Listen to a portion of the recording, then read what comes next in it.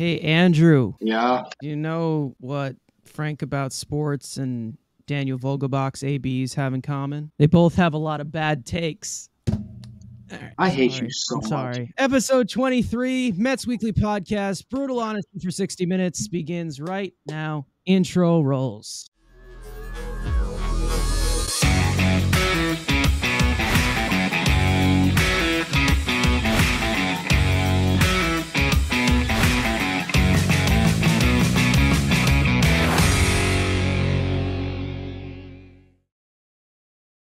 So before we begin, y'all know the drill by now. Make sure to subscribe to the Mets Weekly channel for content throughout the week. Follow us on Twitter, TikTok, all of our individual links that are in the description. The Mets played better than last week, but that's not really saying much. We thought our season was turning around after a walk-off against the Yankees in the Subway Series to now the season's over, everyone needs to die in a ditch, and we suck again. So that's just a normal day and week in Metsfan. And, we have a manager of the year. We've got a bunch of 40-year-old veterans that have a lot of Cy Young awards, and this is the team we have. So, and the team we need to enjoy. Yeah, sure. Another bad week. And as they continue to have more and more bad performances as the year goes on, the possibility of them getting in the playoffs becomes less and less, which makes what they should do at the trade deadline different. I mean, we're talking about, this team has a lot of holes, some things they need to upgrade, some things they need to improve on. But eventually, once it gets to a certain point, it's like, why would you even, keep going out there with a team that isn't going to win and actually get better use of assets, better asset management, which is something we've talked about a lot in previous episodes. They're looking more towards that route right now, and they continue to just play so bad. And once again, I mean, we'll get into it with the series, but finding a lot of different ways to lose.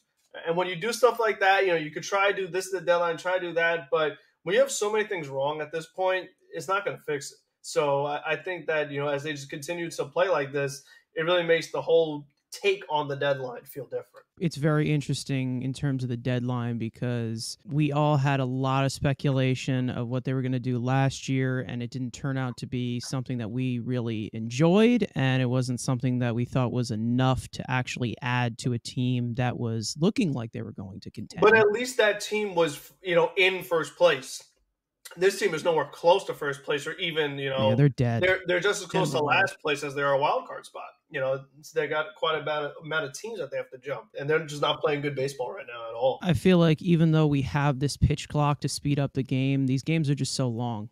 They're so long, and they feel like they're just at 3 hours plus no matter what, and it just feels like shit to watch, really. I was already full on exhausted by today's game. In the seventh inning. I was like, how is this still in the seventh inning? We're 3 hours into this game because the pitching is so bad that it's been a problem, but we'll get into that a little bit later. But first, let's start off with the Subway Series, as the Mets began the week with a 2-game set against their cross-city rival New York Yankees. In Game 1, the Mets would jump all over Luis Severino early with 5 earned runs in 3 innings, carried by a leadoff home run by Brandon Nimmo and RBI hits from Brett Beatty and Jeff McNeil, giving the Orange and Blue a 5-1 lead going into the 4th. But the 2023 Mets index repeats itself as Max Scherzer coughs up 5 runs in the next inning to give the Yankees a 6-5 lead, but the Mets would fire back as Luis Guillorme would knock in an RBI single in the 5th, tie the game back at 6, but not for long, as multiple Mets defensive miscues would plate an unearned run in the 6th to lead the Yankees to a Game 1 victory. In Game 2, Justin Verlander bounced back again with 6 innings of 1-run ball with 6 strikeouts. A pitcher's battle will be carried into the 5th, not before Tommy Pham, who is red hot, would start the scoring off with an RBI double. It pretty much got all crazy from there. More defensive miscues, a steal of home, a shift violation, and base running mistakes by the Mets to eventually tie the game up at 3. To put this full-on sloppy game to bed in the bottom of the 10th, Brandon Nimmo would walk off the game with a RBI double to lead the Mets to a split of the 2-game set. We split our World Series, with a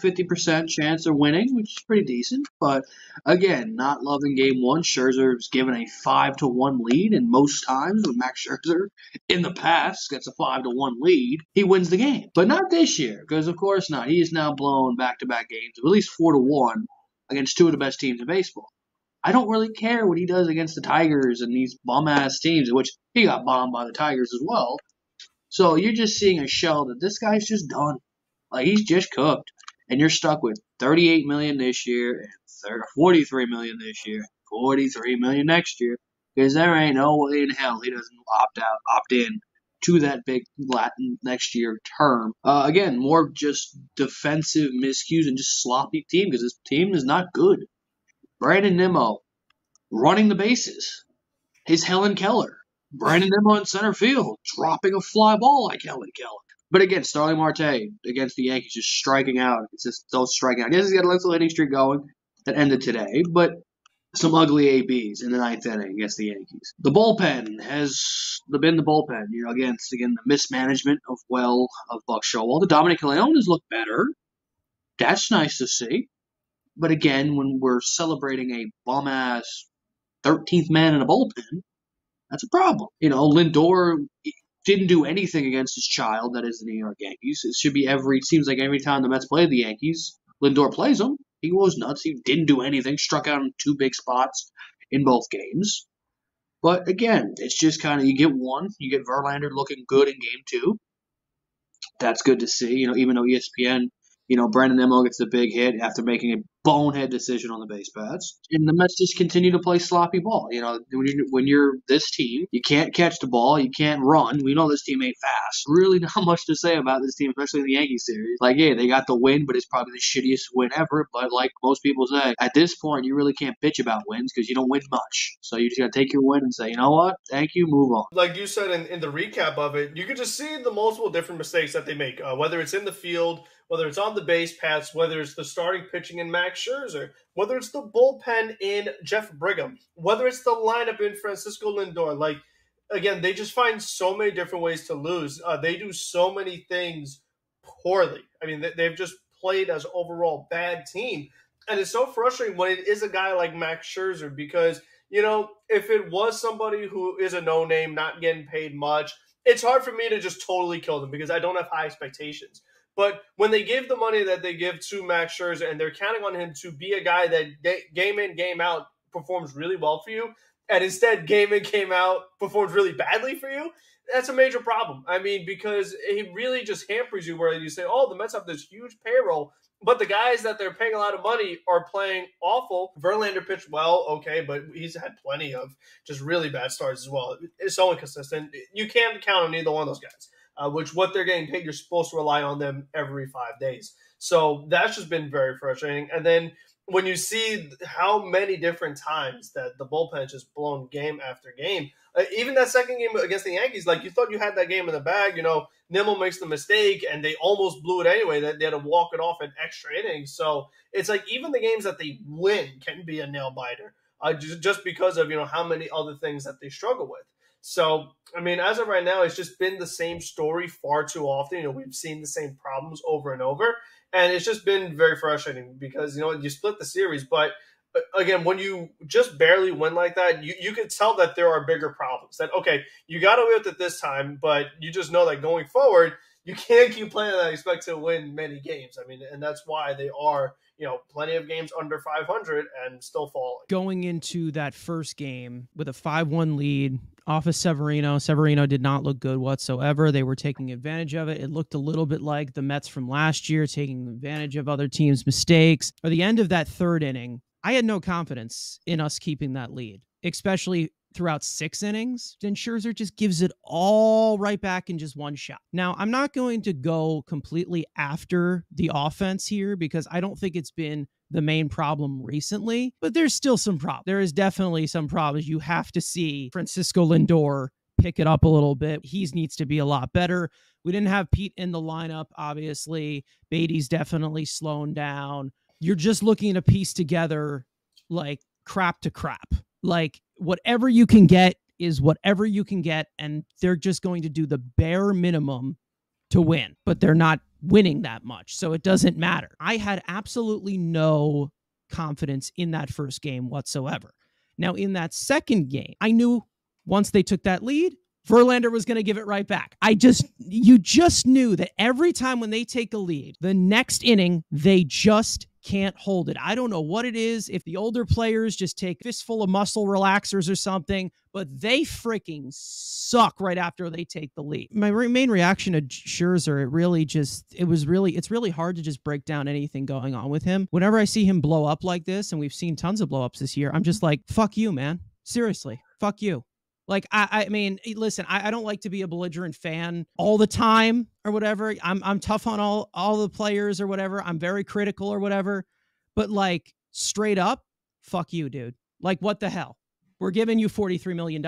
We're at that level with Scherzer and Verlander where they have to perform and there's no other things that you need to articulate. You can't really make any excuses for these guys. They're both making $43 million, coming off of, career high seasons or whatever. You expect them to perform and they're not performing consistently whatsoever. Great. Verlander, a fantastic start in this series. What is he going to do the next time? Overall, we've seen a consistent Verlander of him just being bad, then good, then bad, then good, then bad, then good. That's literally just been his first 8 starts as a Met. Overall, I mean, these are not fun games to watch. They're just not a fun team to watch whatsoever. And it just seems like a full-on battle for them to actually win. Now, out of that entire Subway series, there is one detail that we did leave out. Before the top of the 6th inning on Tuesday, Mets reliever Drew Smith was ejected from the game by umpire Bill Miller for sticky substances before he even threw a pitch. Miller, after the game, said that, "I don't know what it was. I just know it was sticky." Now, Smith explained that after the ejection, an MLB official checked his hand in the tunnel and he laughed and said that there's nothing there. This ejection implements an automatic 10-game suspension for Drew Smith, leaving the Mets 1 pitcher short on their 26-man roster. First, let's just push Drew Smith to the side, because I know we all have very strong opinions about him. We'll get into him afterwards on the second go around. This whole situation, what we heard from the umpire, I want to get into that. This is the second time we've seen it happen to a New York Mets pitcher this season. I haven't seen it happen to any New York Mets opponents. So, I mean, what's going on here? I have a very hard time believing that Drew Smith saying, "Oh, there's nothing there." The guy in the tunnel tells me there's nothing there. What is he trying to say? Is there some kind of conspiracy against the Mets? I mean, like the Mets have bad luck or something? That can't be possible. So, I mean, I'm not really sure what to think into. I don't think that MLB has a thing out for the Mets because you know what? The Mets are playing really poorly right now. They're losing like crazy. It doesn't make any sense for them just to make stuff up for a Met pitcher to get ejected. So I'm not with that. If it's to me, I think that Drew Smith, I would hope he knows that he has gotten way too many opportunities and has not done well. So if he continues to do what he's doing, he's out of the league. He's out of a job. So he's like, you know what? I need to try something if I'm going to stay on any kind of major league team. Because other than that, like, why are they just catching it now in the middle of June? Why didn't they catch it last season, this season? So I just find the whole situation suspicious, but not in the sense of, is MLB out to get the Mets? I find it more as what the heck is Drew Smith doing? Because you know what? They said it was sticky. I mean, like, the other thing that was like such a bad look for Drew Smith, Buck didn't argue it at all. Yeah, that's what I want to, yeah. So accepting of it. Like, if Drew was, saying, "Oh, they checked me, there's nothing, they can't verify what it is," and Buck was just, okay, no problem. Like, the Buck Showalter last year, he would fight for his players. I haven't seen that this year. I don't know if it's just because the team sucks or maybe it's just because I have, like, hater glasses on or something that I don't know, that the honeymoon phase with Buck is over. But I just feel like he agreed. He not gonna say he agreed, but he was so, like, okay with what was happening that it makes me think that something had to be going on. Like, he didn't seem surprised at all. So it's just, I don't know, just the whole suspicion itself is very weird, but mostly on the Mets part, not MLB's part. Because again, I don't see it happening with other teams, but I've seen it happen with the Mets twice already this season. It's very weird to me, and to be honest, with Buck not saying anything, I think I personally only remember that first series last year in DC of him standing up for us, and that was pretty much it. Like I don't really think he really stands up for us that much. And it took guys getting hit in the head constantly for him to stand up. Like it took like a emergency. Without that word. This is a situation with Buck Showalter, and I personally don't think he's a good manager whatsoever. I never really thought he was a good manager, and the fact that he's just been grandfathered into this game from winning absolutely nothing in his career. There's a lot of instances where, you know, there's been some bad umpiring, there's been some this, and they cut to Buck. He's just sitting there, like he's just sitting there. And yeah, okay, we get hit. And even last year when they made fun of him, you know, they cut to him making funny faces. Okay, great. He doesn't even do it anymore. Like he used to like death stare umpires. He doesn't even do it anymore. He just seems so like checked out. This is what I mean. I feel like there was some players that bailed him out a lot last year, and it kind of overshadowed a lot of his flaws as a manager. And now those players aren't bailing him out, and it looks really bad right now. Shit, I mean, damn, we couldn't see Drew Smith pitch for 10 days. I am heartbroken. I'm genuinely heartbroken that we can't see Drew Smith pitch for 10 days. It's a crime to humanity to miss this elite reliever. But yeah, it's 10-game suspension, and the thing I guess that hurts the most, it's not Drew Smith being gone. It's the fact that we can't have anybody come in and replace him. Now you got to play 25 men for 10 games.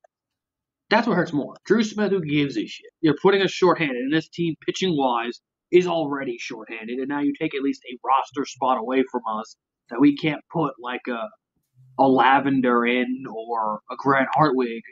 Now we got to play the next 8 games or 7 games with 25 guys, and just because of another umpire trying to find control of the game, being like, "Oh no, your hand is too sticky," but yet he can go to the MLB official and be like, "You're good, dude." So maybe we need to go to the MLB official and have that be the guy that determines the sticky shit, not these crappy-ass, blind-ass umpires. Maybe that's something we need to discuss.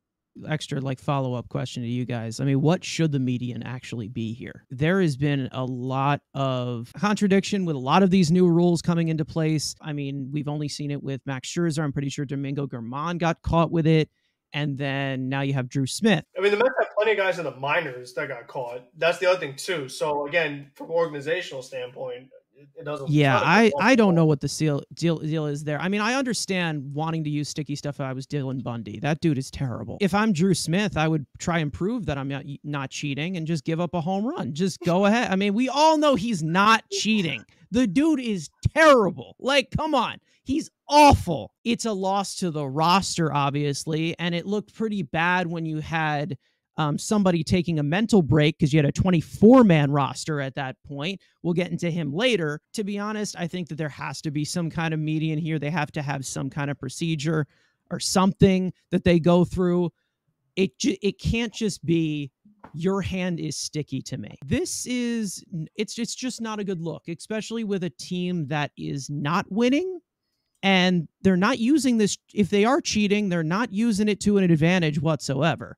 So it just seemed like the most drama-filled 2-game stretch I've ever seen of just the most biggest oddities ever. You had defensive miscues. I mean, you had all of these base running mistakes. You had a steal of home because, of course, why not? And then you have Drew Smith this is what I mean. Like the amount of stressful events that go through an almost 3-hour game. And it's just not fun to watch. And even though I'm not a big fan of Drew Smith, to be honest, I hope he gets caught again. But you know what? That's just me hating him. Let's get to the Mets-Cardinals series, which is the most recent. Tyler McGill took the mound for the series opener, giving the Mets 6 innings of 1-run ball with 7 strikeouts. The Mets offense would jump on Miles Mikolas for 5 runs in the first 3 innings, headlined by a 2-run double by Brett Beatty and an RBI single by Tommy Pham in the first inning. And then later on in the 6th, there was a slump-busting home run by Daniel Vogelbach, giving them a very rare, peaceful win in Game 1. In Game 2, Brandon Nimmo would greet the internal Queen's enemy, Adam Wainwright, On the first pitch, he saw with a solo shot to right, his 7th of the year, but Kodai Senga would begin the game a bit rocky, giving up home runs to Paul Goldschmidt and Jordan Walker, but he would finish strong in 6.2 innings pitched to keep the Mets in the game. The Mets would fight back with a surprise 2-run homer by Luis Guillorme to cut the lead to 1, but that was all the Mets could really produce as the Mets bullpen coughed up insurance in the 9th to give a 5-3 victory to St. Louis. In the series finale, Carlos Carrasco started but did not last long, surrendering 6 earned runs in 3+ innings pitched, but the Mets would fight back with a solo shot from Francisco Lindor, an RBI triple by Eduardo Escobar, and a 2-run double by Brandon Nimmo to make it 5-4 Cardinals. The bane of the Mets' existence, Paul DeJong, would get one back on a solo shot to make it 6-4 in the 3rd, before the Mets got a run right back on a Mark Canha RBI single in the 4th. Then heading into the 5th inning down 2, Tommy Pham stayed hot with a 2-run shot to right to tie the game at 7. But fast forward to the 9th, Nolan Arenado delivered the final blow with a solo shot off Adam Ottavino to secure the series victory. The Mets now sit at 33-38, losing 7 of their last 9 3-game sets and dropping 12.5 games back in the NL East. This was brutal. I mean, you start off the series well. You know, McGill pitched really good. I'm glad Velo was up, so it looked a lot more like last year's McGill, which is something that we've been really hoping for with those mechanical adjustments and things like that. So got that out of the way, but again, not able to build on it. You know, the fact that they still wind up losing this series, and again, for multiple reasons. You had the errors on the base pass, Brandon Nimmo, you know, trying to go to third on Sunday. You had errors in the field, costing an unearned run against Carrasco. And then, you know, obviously the bullpen striking once again. You know, Curtis goes a run. Ottavino, I mean, we've said our piece on him. One of the worst moves of the offseason, giving him a 2-year deal. Really didn't like that at all. You knew he was not going to replicate last year. And then the game before that, I mean, again, just finding multiple ways to lose, a bullpen tagging on insurance, guys not coming through in big spots. And this team is just so ground ball heavy, and you hit into the double plays and things like that. So, and guys just underperforming, you know, whether it is, you know, McNeil, Marte, Lindor. I mean, all these guys, like you said, Carson, that bailed out Buck Showalter last year, you know, the guys that were all-stars and things like that, have not looked anywhere near the same players. And it really shows. And it's so frustrating when you go up against a team like St. Louis, who's been so bad this year. They've also really underperformed as well. But they're one of the few teams in National League that have a worse record than you, and they still took a series from you. So, I mean, St. Louis is a team that, you know, their pitching has just been so awful, and the Mets are not able to capitalize off of it. I mean, what did the Mets do against the Cardinals bullpen? Practically nothing. You know, I mean, you had Jordan Hicks shoving at the end of games, but they really should have been able to take advantage of the Cardinals bullpen like the way the Cardinals did to the Mets. So, you know, just a lot of things are, you know, very frustrating about it. Some of the roster decisions, you know, having Vogelbach play over Alvarez and just, you know, parking him on the bench, and then we'll get to Vientos later. So there's just a lot of things going wrong right now. And you know, when you get, like we said, when you get to this point in the season, you can't turn all around at once. And this is just another example of that, just another unacceptable, lackluster series. Obviously, I'm not in my normal location because I was at the game on Saturday. And, yeah, they fucking suck. Another guy that needs to be given the shit stick, and that is Jeff McNeil. Oh, my fucking God.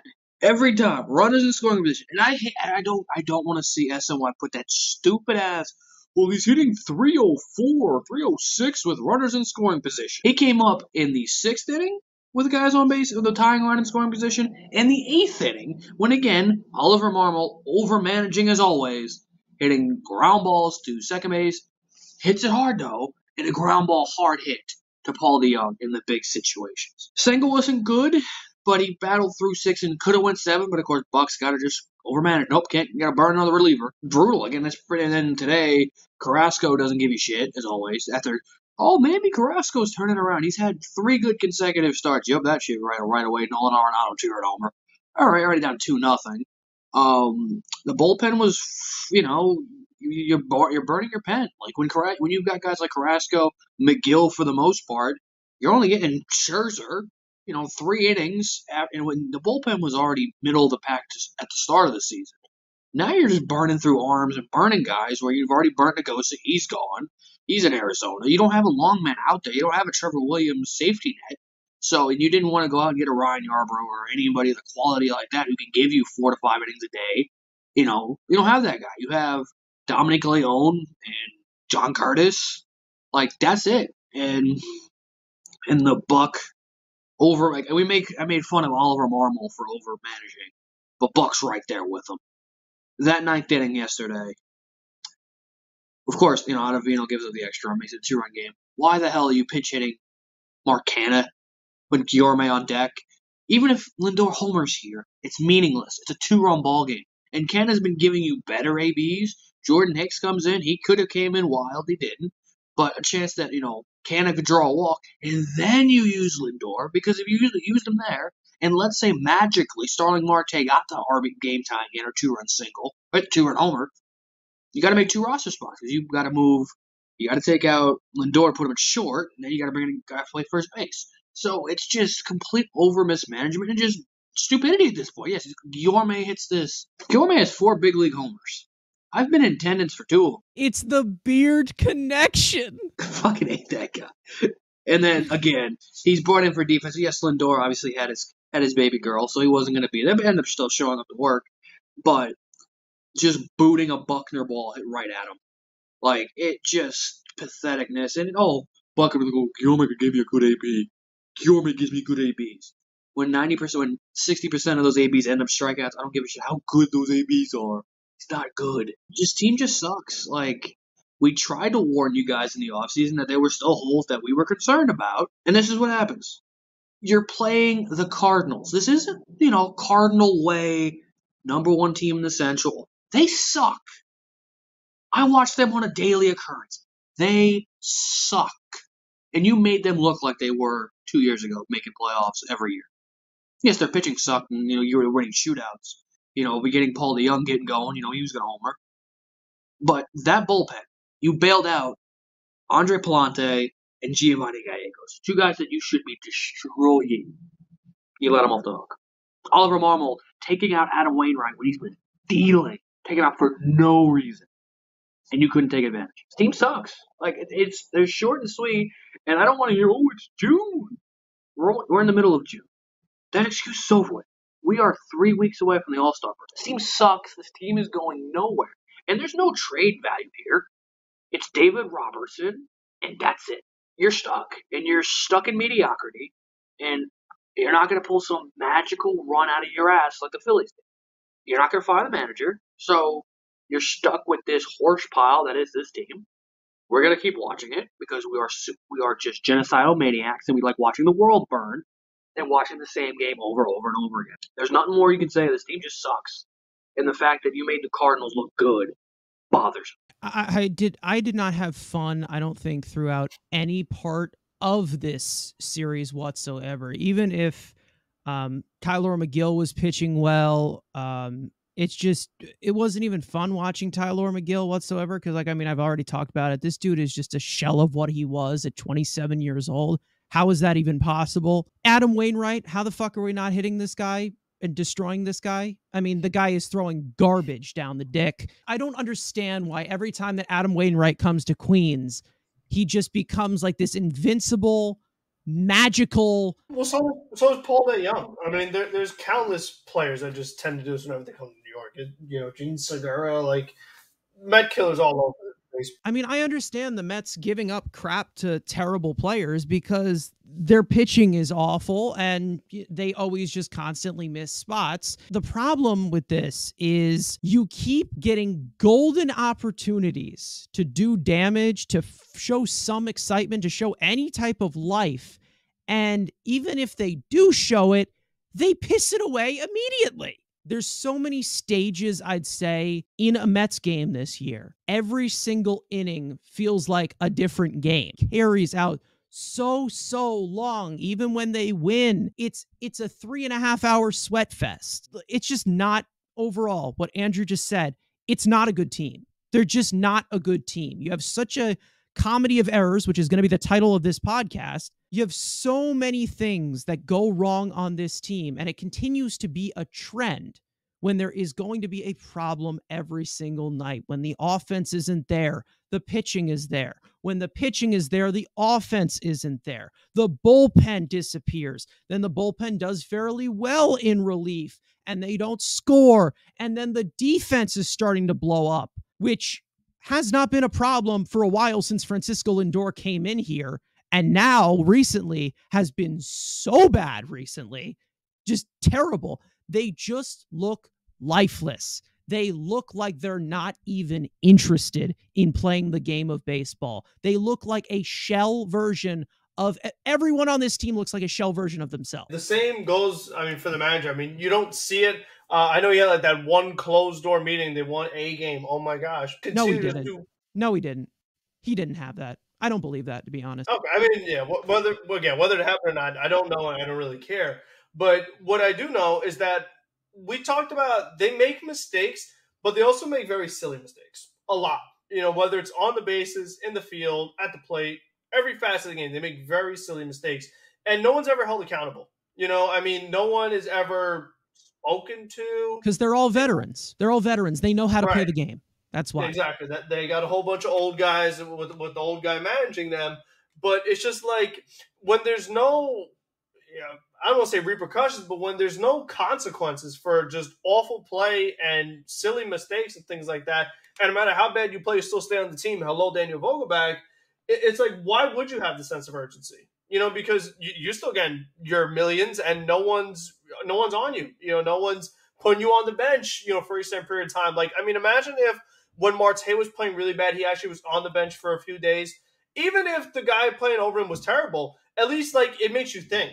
No one's job is on the line. All these guys, no matter how bad they play. And I just feel like for a guy who was just the manager of the year and is supposed to be the most prepared guy as far as managing goes, the team far too often looks unprepared because of all the mistakes that they make in so many different aspects of the ballgame. And it's like, well, then what is the manager doing? Because we talk about the mistakes of the lineup construction, who plays, when pitchers come in, when pitchers don't come in, just a lot of different things that we see. And then his reasoning for a lot of the stuff that happens, it's even worse. So it just, when you have all those things combined, it makes for overall a very bad team. We're going to get to some of the other problems of just the whole organization in general later on. But, a lot of it starts at the top. We talked about what good move has Epler made. And then when we look at Buck Schultz what good move is Buck making right now? Let me raise you another one on Epler for a second. Out of this entire roster, okay, what addition has he made of someone who is actually below the age of 30? I'll tell you the two. Kevin Parada and Jet Williams. It's just full of veterans. It's full of veterans who they say know the game. He did it once. He did it before. He'll do it again. And the thing is that the Mets used to do that all the time under the Wilpons. We had the Todd Fraziers and the Jay Bruces of the world, and just so many guys who were past their prime that Robinson Cano have a ridiculous leash. Exactly. They were guys that a long time ago, they were these stars and things like that. But now they're not going to make any more All-Star teams. But we've continued to see them go the veteran route of getting these old players past their primes. They're not going to be All-Stars again. And it's just like, I thought that with new ownership, those kind of things would change. So many guys that don't belong. We saw so many times Wilpons where they had guys pitching who are not major league caliber, especially out of the bullpen. And it's like, okay, well, they're cheap. They're not actually signing guys. But we have the biggest payroll in history, and we still have so many players who just don't belong on the major league field. So it's just like, even though the ownership changed, I still see some of the same mistakes that are happening. And that part is also really frustrating because I thought we were done with stuff like that. It just seems like the bare minimum is being done. Always just seems, especially the deadline. The deadline. All the deadlines have been bare minimum. The off season was bring back the same team. It has been bare minimum with just Buck in general. I'm not really a fan of him. I really just am not, and I have not been a fan for a while. The only real reason why I even backed off of him last year was because the team was winning. But then towards the end, every single time, every press conference, I can't point out specific things of this guy saying stupid shit because it just keeps getting worse and worse and worse. What was it today? He's been proud. They've had these awful stretches of games playing terrible, and he's proud. If you're proud of a bunch of losers and losing, you need to go. You can't be proud because it's disgusting. You have the highest prayer. You're supposed to have these high expectations, and you lose. You play like crap, but you're proud. I'm disgusted. I don't know how he could be proud, but I'm disgusted watching it. So it just doesn't make sense. There's just no accountability whatsoever. There just isn't. You think he's gonna? You think he's gonna go up to Scherzer or Verlander and say, "Yeah, this is how you should be pitching. You need to be better or whatever." No, you think he's gonna do his arm around put his arm around a 40-year-old like Terry Collins did with Jacob deGrom? No, it's not gonna happen. It's just not going to happen whatsoever. I've already said it that if you wanted to hire Buck Showalter and win a championship, that's not a combination that's going to happen. He's not a winning manager. He has not shown any possibility that he actually can manage. And we're seeing these stupid moves constantly of him over-managing the bullpen, making all these stupid substitutions for no reason, like yesterday, bringing in one of your best power bats this season, doesn't really say much, and Francisco Lindor, down 2. He's leading off the inning. What the fuck is the reason for that? Seriously? Because Luis Guillorme is going to be a great tying run. Oh, wait. Because Luis Guillorme homered off of an 87-year-old Adam Wainwright. He's going to do it again if Lindor gets on base. 100%. And also because he had a 22-pitch AB in spring training against this guy. That's the reason why. Because he did it once, he'll do it again. Don't go with anything of the hot bat or anything, or someone who would be better in that situation. Go with the guy with the track record. Well, let's start and talk about track record. Buck Showalter, you have managed for 22 years. You've won nothing. You won a few managers of the years. Great. You're fantastic in the regular season. Have a freaking cookie, James Harden. You're fantastic. Who cares? As soon as he leaves, that's when the teams win the championship. That narrative's not going to work with us. Come on now. I know that, but I'm just saying that, why is it that once he's gone, then the team actually... to be honest, I don't want to just shift completely off of the Mets-Cardinals series, but, it pretty much can all go pouring out of just how the current state of the team is right now. There's a reason why no one hired this guy after he was let go in Baltimore. There was a few years for that. There's a reason why. Because he's a long, perennial loser. He's a loser. All he does is lose. He may have experience, but it's not good experience. And there's a reason why this guy loses. Cohen wanted someone who's experienced. I think that's the only reason why Buck Showalter got the job is that Cohen didn't want a rookie manager again. So he just I need someone with a lot of experience. Buck Showalter, everyone seems to love him for whatever reason. I don't seem to love him whatsoever, to be honest. I don't find him redeeming whatsoever. Handouts that this guy gets, it's insane to me. And I'm sure we're going to get into it slowly if this team continues to lose even more. We're going to talk about Buck Showalter, but obviously there's a few things that need to be addressed before that. If you are wondering why Daniel Vogelbach was not in the lineup for a week, we did get a reason why. Over the last week, the Mets decided to give Vogelbach a mental break to work with the Mets hitting coaches to get him back on track. Buck Showalter said that during this stretch that Vogelbach is working hard. I've seen him behind the scenes, hoping we can get the productive player he can be, and we could really use it. Since returning to the Mets lineup, Vogelbach is 2 for 7 with a home run, a single, and a walk, as his OPS currently sits at 669 after officially 150 plate appearances this season. So was he just sitting in the Krispy Kreme parking lot, just visualizing it? Is this what this was about? What the hell are we doing here? A mental break. If we have somebody who's that soft for New York, you don't belong here. If you need to be Paul, I need to take time away from the team to figure out if I'm still going to be good at baseball, that's a problem. And the fact that in those 7 days that he was off, Mark Vientos only played 2 times. But back, just keeping it, I guess, strictly to Vogelbach. They have done everything in their possible way to make this work, and it's never going to work. He's fat. He's unathletic. He will not be. I don't give a shit. Oh, he walks. He's the only fat person that actually likes to walk. Good for him. I don't care if, his exit velocity's up. He hits it into the ground. Who gives a shit? Enough's enough. It just proves that Billy Epler is a shitty GM trying to get anything to say, hey, look, if you look at his on base, it still has a good on base percentage. Um, um, his exit velocities are still good, even though his launch angle is like -7. But he's hitting them straight into the ground. But hey, it's a baller. He's Eric Campbell, who walks. Again, I will continue to say, if this guy wasn't fat, no one would give a shit about him.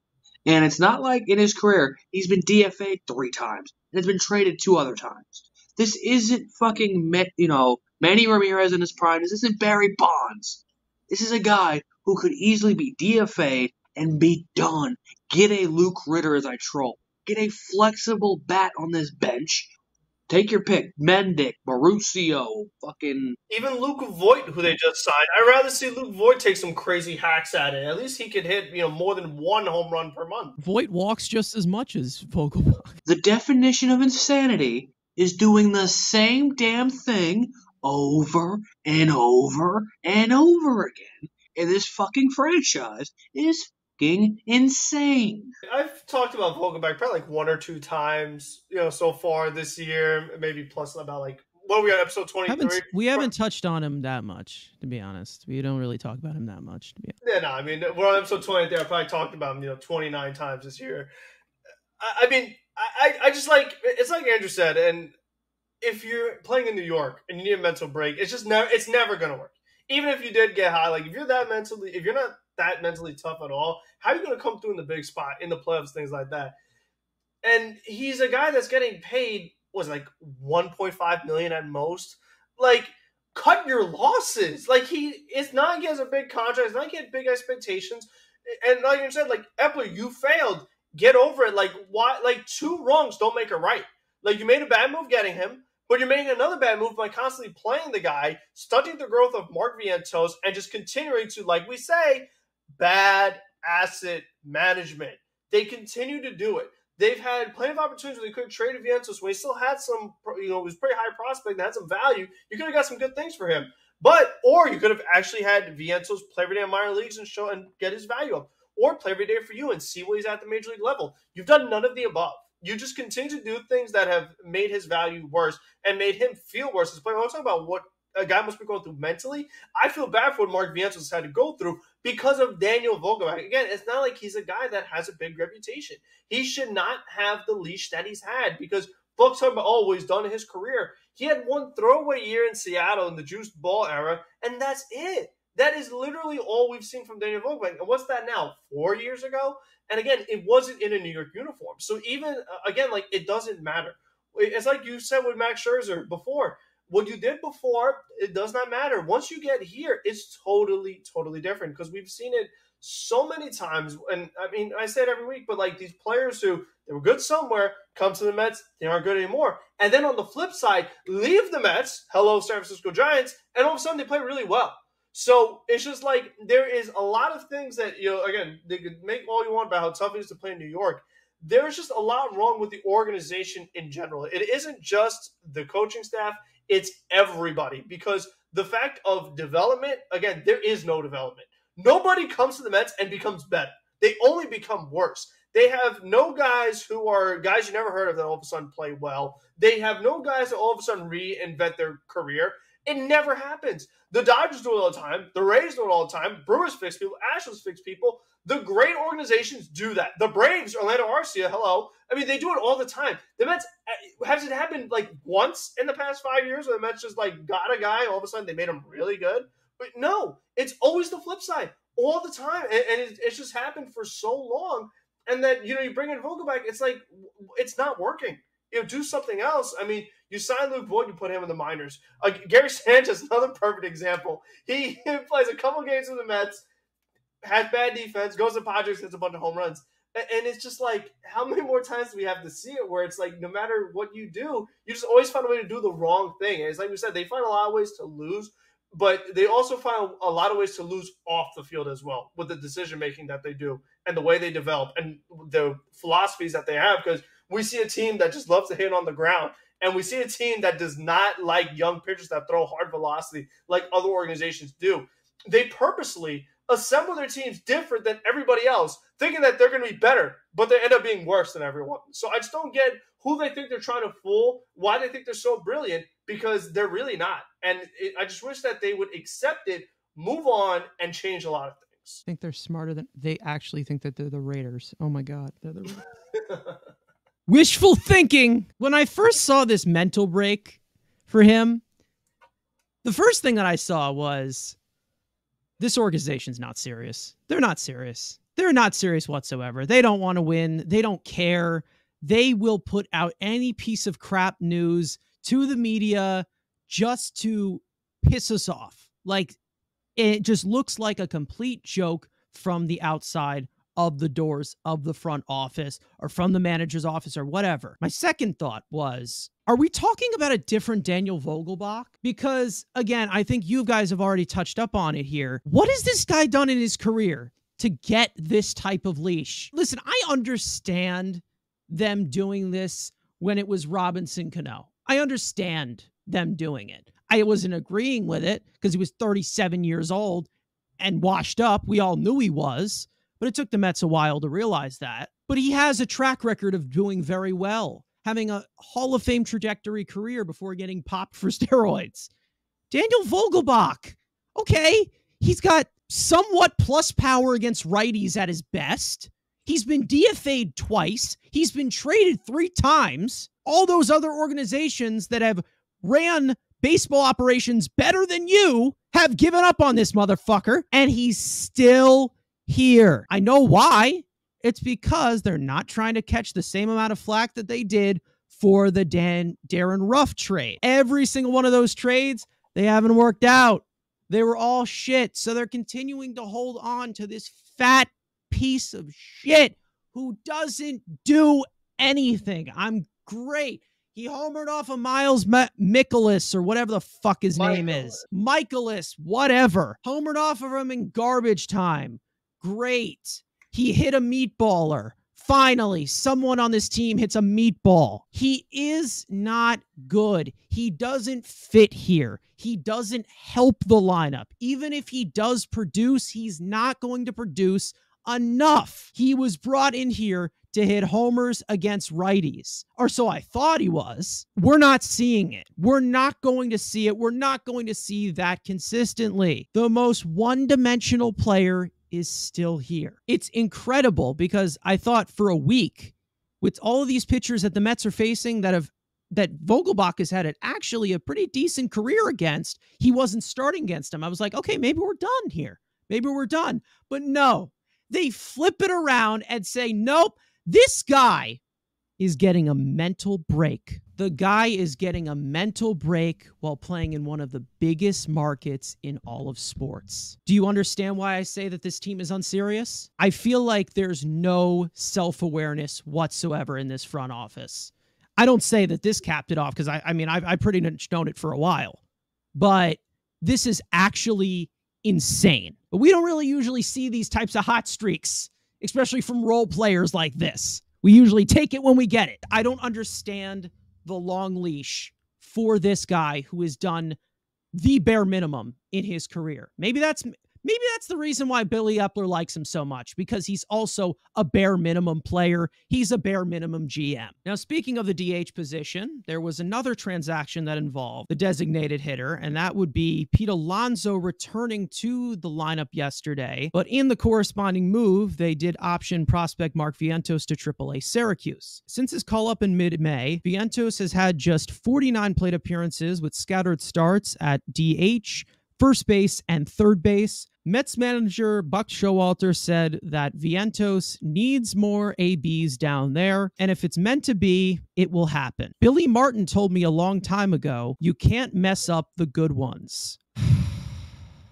Deep breath. Okay. Andrew. I mean, where do you want to start? I mean, wherever it takes you. Just wherever it takes you. Oh, okay. So Buck Show, again, the leader of men that is our manager. This great quote today. I feel bad for, I forgot, Ventos not playing every day is bad for his mental ability or just his ability in general. No fucking shit. The fact that you had him sitting on the bench, just, you called him up. Then, again, he's not Beatty, he's not Alvarez, where he needed to be once he gets called up in the lineup every day. He's not on that level of prospect. where Beatty and Alvarez and Mauricio eventually, hopefully, God forbid that happens, got to be bench for Luis Guillorme. That is the fucking world we live in. Oh my God. But again, he was not on that level of prospect. But the fact that you trot out Daniel Vogelbach at DH, like in the last segment, and the greatest quote is when they called him up, "Oh, we can't play 2 third basemen in the same lineup." As soon as I heard that when he called him up, I'm like, yep, this is, Mark's not going to get much reps. And sure as shit. The just annihilation of an asset. Like, again, I'm not a big fan of the guy. I didn't, some were like, oh my God, this is, he's next Pete Alonso. Shut the fuck up. He's not that. Is he a power source? Yeah. Could he be a productive power, Miguel Sano? That's a good comp. Guy's gonna strike out a shit ton, hits a couple of homers. But that's what he is. He's not this generational guy. But the fact that this organization, Tommy Pham when he was sucking, Dan Vogelbach, Darren Ruff in spring training, have put all of these below average, bum ass jabronis ahead of this guy. Not just, all right, kid, you get 2 weeks. They didn't even give him a week. But think just 2 weeks, say, hey, you're playing every day, sink or swim. They didn't even do that. They said, play today. You're going to sit for like 9 days. You'll play tomorrow. You'll play back-to-back games against 2 lefties. And again, this great front office and management staff thinking, if we were supposed to be a buyer at the deadline, how power hitting upside bat, somebody would find interest in that. If he's hitting 40 nukes, Chandler Redmond in Springfield, like, he's interesting because he's got like 20 homers right now in Double-A. That's an interesting, intriguing option. And instead of just showing the asset, and again, when you play him in the big leagues, kind of expose that he's not that great of a hitter. And again, with Brett and, a first baseman locked up, not give the kid the shot and say, you know what, if he's good, we're going to run with him. But also not thinking about, hey, if we were competitive at the deadline, we want to make a trade. We're not trading Brett. We're not trading Alvarez. We're not trading Ronnie. Probably trade a Parada yet. So this probably would have been the trade chip. You've already killed all the value he had before. He had all the value in the world when every day it seemed like he had a AAA homer. 2-run double, 3-run homer, moonshots.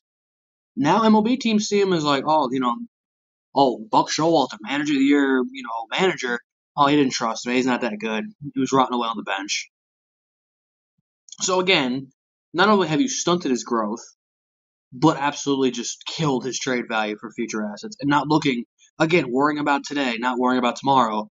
Just the story of this team going, we're going to push it all in with a bunch of dinosaurs and seeing what happens. You notice what? Dinosaurs went extinct. Yeah, I mean, I've complained about the way they've handled Vientos time in and time again, but just the way they continue to do it. I mean, since the beginning, the team was struggling offensively last year at the end of the season, particularly against left-handed pitching, because Daniel Vogelbach can't play against lefties to tackle him a little more. He's very, like we said, one-dimensional. Darren Ruff wasn't getting the job done. So they had to call Mark Vientos, who was raking in the minor leagues, and a bunch of home runs. Like, everyone's saying we should call him up. We should call him up. They call him up. He wasn't ready. He only played for a little bit of time, didn't do well. Okay, so he starts the end of the minor leagues, once again, hitting a ton of home runs. And this team needs home runs. And everyone's like, call him up. We need that power. They call him up, and again, he doesn't get to play. So what's going to happen now is he's back in the minors again. He's going to hit a ton of home runs again. And this lineup that the Mets have right now is going to continue to not hit home runs. And you know what's going to happen? He's going to be right back. Like, even though they sent him down, he'll be back soon. I mean, because Vogelbach, don't get fooled by the one good at-bat that he had. He's not going to all of a sudden become this big-time productive bat. I mean, we've seen what he is in a Mets uniform. And what bothers me is just that, like, the team we know could use a little more power outside of Pete Alonso, and it's just not going to happen with the guys that they have on the roster right now. McNeil is not going to become a power bat. Nimmo, we've seen some spurts lately. He's been doing all right. Marte, it's not going to happen. I mean, we just have so many we have so many guys in here that you know what they are. they're not big-time home run hitters. Vientos, at least there's a possibility. At least there's a chance that he could be a productive power bat for you. And it's like you had every opportunity to play him, particularly when Pete Alonso got hurt. When that happened, I said the guy I'm watching is Mark Vientos. He has a chance to play every day, whether it's at first or DH. He at least has the perfect opportunity to be in line every single day. But instead, they gave it to Canna. And it's like, what? I mean, how is Vientos ever going to play on this team? And that's why I was always so frustrated, because I said, if you have Beatty, who's going to be your third baseman, and if not Beatty, maybe Ronnie's your third baseman, why don't you just trade Vientos? If he doesn't have a role on your team, trade him for someone who does fit your team better, whether it's an outfielder, whether it's more young pitching, starter or reliever, fine. But it's like the way that we talk about just bad asset management, they've done everything wrong that you possibly could when it comes to handling Vientos. And it's just so frustrating because they continue to do it. He's going to be right back because this team is going to still struggle to hit home runs outside of the guys that we talk about. Alonso's going to do it. Alvarez is going to do it. Lindor every now and then. Other than that, no one else is going to do it. So, I mean, it's just, how else is it supposed to happen? So I just don't understand what their plan is with him. And it's like, if he didn't play before, I mean, how is he ever going to play? I mean, I don't understand why Vogelbach has gotten so many more opportunities than Vientos. Like we said before, what has Vogelbach shown to you that he's proven that he deserves so much more playing time than Mark Vientos, and that consistent playing time? But besides his weight, he just doesn't have anything going for him. So I've just been very frustrated because it's something that we kind of saw coming, but it's just like we're going to be in the same problem a third time where we're going to be like, wow, this Vientos guy in the minor leagues hit a lot of home runs. We could use that. Speaking of hitting the ball pretty hard, Mark Vientos, if you put the qualifying plate appearances of what he got, which is 49, 7th in all of Major League Baseball in exit velocity. He's had some trouble lifting the ball. You know what really helps that? Playing him. It's a crazy concept, I know. At this point, from what we've seen in the last few weeks since he's been called up, this was the right decision. Have him play every day. This is stupid. Am I upset that he wasn't played? What? Absolutely. Every single time this guy got a hit, they benched him the next day. He hit a 115-mile-an-hour piss missile nuke off of one of the best fastballs in baseball against Garrett Cole. Benched the next day. Daniel Vogelbach needs a fat boy mental break. Still benched. They did everything in their power to bench this guy. They put Mark Canna at first base just to bench this guy. They put Eduardo Escobar in the lineup against lefties, even though we're kind of told that Mark Vientos should be the guy against lefties. He's shown the best quality of contact of all of our prospects overall, struggling, and he's not getting the results because he's not playing. I've said this already. I don't know if he's a good major league player because he's not playing.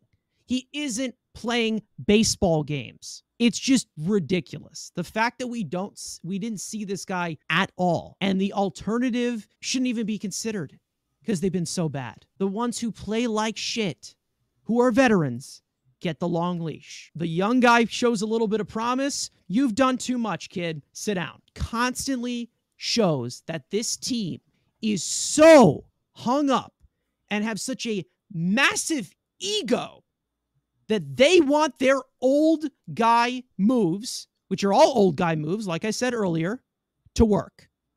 Guess what? They're not fucking working, and they're playing worse and worse and worse. You have no youth on this team. You have absolutely no youth on this team, and you sent another one of them down. And I don't even want to clamor for Ronnie Mauricio anymore, to be honest. I don't even want to see him this year. I don't even want to see him in the major leagues anymore, to be honest, because they're not going to play him. Why would you just have the guy sit on the bench? Just sit there for no fucking reason. Have as many appearances in the game as the bench coach. Why would you have the guy up here? What's the fucking point of that? I don't want to see Ronnie Mauricio up here. I don't trust them with I don't trust them with anything whatsoever. It continues to be the wrong move. They continue to make the wrong move 99 times out of 100. I'm glad that he's in AAA now because he's not playing. He wasn't playing. What was the fucking point? I mean, what was the point? And we all know they're not going to give up on Daniel Vogelbach because they gave him a full-on mental seance or whatever the fuck they did. Strong when they have 4 prospects right now that could contribute at the major league level. And when they were in there in that limited time, they did. They did contribute. They did well. They impacted this team fairly well. I don't know, maybe it's just Epler having so much of a claiming puddle of all of his moves and wanting it to work so much. Or Buck is just full on senile and thinks old people are all good. Because he just quoted Billy Martin. So you don't want to mess up the good ones? I'm sorry, Buck. Do you realize that? Do you think that there's no fans? There's no Mets fans that exist that don't hear what you're saying? You don't want to mess up the good ones. You just did. You're doing it. He needs more ABs. Play him! I don't get it. I never will. One of the biggest conclusions that you can make from this season is that the Mets pitching has been really, really bad this year. There is no denying it. In 2023, the Mets pitching staff is 26th in earned run average, 27th in fielding independent pitching. They have the second worst home runs per 9 in the league, and they are 29th in wins above replacement. The Mets are also getting outscored 52-21 and playing from behind in 49 of the 71 games played this season after the first inning. We have gone on this for long enough. I understand that there's a pool of talent that is not there, that is making it look very bad. But to be honest, I think that there is some long-term things that go on with this topic. Jeremy Hefner, is he in the hot seat? This was supposed to be the Hefner cheating lab, right? This was one of the guys that we pushed for, like, this is the guy we want to build. This guy could build our pitching, pitching lab. They brought the guy in from Driveline. We're thinking, okay, this is what we can build those building those guys. And what has he done? He ruined Tyler McGill, which you guys have, Metsfan has made pretty fucking clear. He's ruined Tyler McGill. Has he fixed some veterans? Has David Robertson pitched? Well, yeah, but he's 39 years old. I don't think Jeremy Hefner is telling him much. Brooks Raley, Justin Verlander, and you can make the argument, you've seen the worst version of them under Jeremy Hefner. Yes, they're, AARP membership members, but, under the Hefner pitching lab. And there, like Frank said earlier, he really hasn't developed anyone out of nowhere. He's been put on number one. Fix Drew Smith. He's told him to throw a cutter. He's told him to throw a slider. He's told him to throw a whole damn box of pitches, and he still couldn't fix it. We can't find and develop these kind of quality arms. Jeremy Hefner, the delivery boy himself, he needs to take some flack for this pitching staff. Because it's just like kind of how Eric Chavez took the heat offensively last year at points. Hefner needs to be under some heat here. Because this is the guy that a lot of people vouch for, saying this is the guy that can fix the pitching lab and develop some guys. And he just clearly hasn't. And he's ruined Tyler McGill. David Peterson sucks. There's really not much to ruin. We all knew he sucked. But, Tyler McGill went from throwing 96 consistently, 98, 99, to, now he's throwing, 93. And he's now taking a 6'7" guy and telling him to be like, you know what? Just throw sinkers. It's okay. Don't try to throw hard at all. So he has to take some heat for that. But also he's not the one pitching. But he's not helping the pitchers that do suck. He's not giving those guys a chance. So I think definitely he needs to be on the hot seat as well with all the other coaches. This is not just a one thing, one side of the ball thing. There's all types of problems, but definitely Hefner, especially with this pitching staff in the bullpen, serves some heat. Yeah, I'm of the belief that there's multiple people at fault here, but he's definitely part of it because, like we said, I really like the example Andrew used of we've seen the worst versions of pitchers, and the particular thing is Verlander and Scherzer, and just their overall inconsistencies, and again, just how many pitchers have pitched poorly. The Mets have gotten some guys who have a little bit of potential, but they never find anything in any of them. They all continue to struggle. And again, we still haven't seen anyone come through. It's like Edwin Diaz, he was the best closer in baseball before the Mets got him. So you didn't do anything there. When Bryce Montestioca, if he's ever healthy and is successful, he was good in the minors before Jeremy Hefner even knew who he was. So and then Ottavino, it's he fixed Ottavino last year. Oh my gosh. And Ottavino sucks again. So was that Hefner fixing him, or is that just a veteran reliever having a fluky year that happens every year all over the sport? So I don't see anything I could give him credit for, because it's if you haven't done anything well, then you've just only done bad. And I think that, again, it just comes to, as a whole organization, they don't develop people. And then I'll give you a perfect example. A guy's pitching right now as we're recording this. John Winkowski, remember him? He got traded in the Khalil Lee trade. Was a guy who was wasn't ranked highly in the Mets prospect at all. Got 2.40 ERA now. That'd be nice to have that in the bullpen right now. But I feel that with the way the Mets developed their pitchers from the minor leagues all the way up to the top, he would never be nearly as successful. I have zero faith, zero confidence in his organization because, like I said before, I see all the time where they can't develop anybody, but then they go somewhere else and they're great. So I think that, not only is it Hefner as the pitching coach, I think it's the pitching coaches in the minors, and I think it's, the people that are, whoever's up top in the front office in the pitching, department giving instructions on how to develop guys, all of them need to go because, again, they do nothing well. I mean, this team is awful in starting pitching, relief pitching, every aspect. They have, like we say, maybe Vassal's on the rise. But other than that, they have no arms on the way. I mean, we've just seen so many absolute bums, and then it's like we have to keep bums on here. Like Tommy Hearn, we kept them as long as we did because we had no alternatives. We had nobody coming up. They can't turn anybody into a quality pitcher. Not a single guy.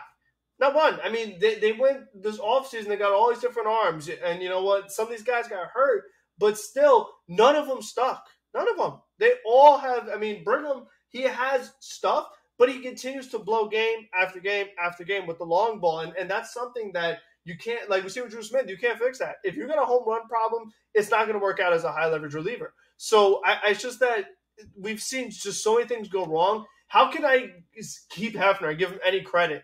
I need to bring in someone that can at least make somebody improve, find something in a young arm. And again, just bring in more young arms to organization. Develop them well from the beginning in the minors. This way, Jeremy Hefner can't mess it up, or he's not already given a bad pitcher. Like, you give him a good guy who he can just keep where he's at. That's all we need. But the fact that they can't even do that, it's just bad on every level of the organization as far as when it comes to pitching and the way that they develop it is just done so poorly that everyone needs to go. Not just Hefner, but all of them. Simply put it, fire him. I really have had enough. I mean, I would say that Tyler McGill is probably the final straw there because, he was the only, guy who looked like a somewhat of a young ace that we could bring in. And even though I know there's some that don't agree that he could possibly be an ace, he looked like an ace at the beginning of the year. He looked fan-frickin-tastic. Overall, they just completely messed it up completely, and they talked about how he was making mechanical adjustment. No, he didn't. He absolutely did not. It's just the Cardinals suck. That's literally it. Fastball still dropping 17 to 18 inches. Come on. They were so worried about a 27-year-old staying healthy. Great. Fantastic. Every single explosive arm, every single great arm that we have, he's either ruined or they've gotten hurt. Bryce Montes de Oca, we all know that it was walking a tightrope. We knew that he had a violent delivery or whatever. Jeremy Hefner didn't do anything about that. He didn't do anything. He didn't make any adjustment to possibly keep this guy healthy whatsoever. And I know damn well Steven Ridings, he's about to come back up here. Fastball at 95 now. I understand that he was hurt, but some guys, when they get Tommy John surgery or whatever, they don't lose velo completely. Sometimes they throw even harder. Some of them throw even harder. And this guy, Ridings, he's not old. He's young, 28, 29. At this point, you look back on it, one guy who was absolutely nothing came in here. The Mets made him better. Is there one? No, there isn't one. There is not one, right? Edwin Diaz, okay, fixed Edwin Diaz upward tilt and a slider. He was one of the best relievers in baseball before he came in here. Adam Ottavino fixed his slider. Great slider. He's not hanging as many sliders. He's doing it now. He was one of the best relievers in baseball before he came here, earlier in his career. David Robertson, he's done such a fantastic... He's had a great career. Carlos Carrasco looked good last year for a majority of the season. He's had a good career. It's like giving Epler credit for, re-signing Trout. Wow, oh my gosh, no one would have thought that. Let me raise you another one. I would not be surprised if he's one of the reasons why Jacob deGrom got hurt so much. Or maybe why deGrom didn't want to come back. I don't know. Maybe he is the reason why deGrom didn't want to come back. I don't know. Because I remember Jacob deGrom being a fairly healthy pitcher before Jeremy Hefner came here. 2019? He wasn't here for 2019, 2020, 2021, 2022, 2023. 2017, 2016. He was injured before, after maybe. Still giving you a full season sample at this point. What can you say? I understand he's being dealt a bad hand. You have a lot of shit pitchers here that are they're not fixable. They're too out. They're too, they're not good. They're just not good. But like, there's no one he's made better. So what the fuck is the point? I think that he's the first head that's got to roll. I don't think there's going to be much of a difference when he leaves because of just the old talent that's here, or lack thereof. And it's become a massive problem as the pitching staff that they brought in has gotten older. Anybody that he's possibly helped, you can give credit to, they've been good before somewhere else. Any other pitcher that they've moved away from Jeremy Hefner, they're fantastic. Let's not forget the amazing praise that Trevor May gave to Jeremy Hefner when he was in Minnesota. Yeah, he looked fantastic with us. And I would not be surprised. They let him go. Nobody else brings him in. All right, everybody's favorite segment now, studs and duds. One player that has played fantastic in the last week that we want to give flowers to. One dud who has played like absolute shit. We want to toss under a bus and light on fire. Let's start with studs. Totally not going to be biased at all. It's Brendan Beatty. Ground balls are higher, but he's getting hits. And RBIs, 2-run double against the Yankees. 2-runs double against the Cardinals. When I'm in the presence of Brett Beatty, 2 opposite field ground ball singles. The guy's just living life, getting the RBI, starting to feel comfortable again. So, I'll let somebody else take the obvious pick. I'm going to go with my boy. Hey, Frank, what's the similarity between Daniel Vogelbach ABs and Andrew Acevedo? Is that they both have a lot of bad takes? You're going to give it to a guy that's probably like a one-time only kind of thing. I'll give it to Tommy Pham. He could have got it last week, but I said, okay, let me see you do it again. And he did. The fact that he hit the really – and it finally was a big hit. That was the thing I was waiting on for Tommy Pham. I wanted to see a big hit, a hit that really made a difference in the game, and he hit the one today against the Cardinals. It ended up not mattering because the bullpen sucked so much, but the fact that he was able to get a big-time clutch home run that the team really needed ended up not mattering. But he's all week long been driving in runs. He said it in one of the post-game press conferences, I believe it was on Saturday, that he wanted to prove everyone wrong that he was the expectation of a fourth outfielder. So I really like that, and I think that we'll see what happens when the team is fully healthy, if he does just flat-out take Canna's job, or if Marte goes back down the tailspin, if he flat out takes Marte's job. I would be interested to see how that goes. But he's continuing to play well, hitting home runs. That's what we like. Good OPS, getting RBIs. We like that. So I'll have to give it to him. I'm going to give it to Dominic Leone because recently he's actually been 9 straight scoreless innings or something. He's looked pretty good. He's gassing 97 again. His slider looks crisp again. I mean, I'm still not a fan of giving this guy a major league contract because they had such a huge tell of wanting to have cost control arms in this bullpen, and now they just don't want to do that now. Let's get to the wider selection of duds. Jeff McNeil, watching this game live, 4 ground balls. And it's just not live. It's not Saturday. This dude is just ass. Like, at least Luis Arraez wins the batting title last year, and he gets better. Luis Arraez almost has as many homers as Jeff McNeil. And he had 1 for like 6 months. He finally had his second one the other day. McNeil has 3.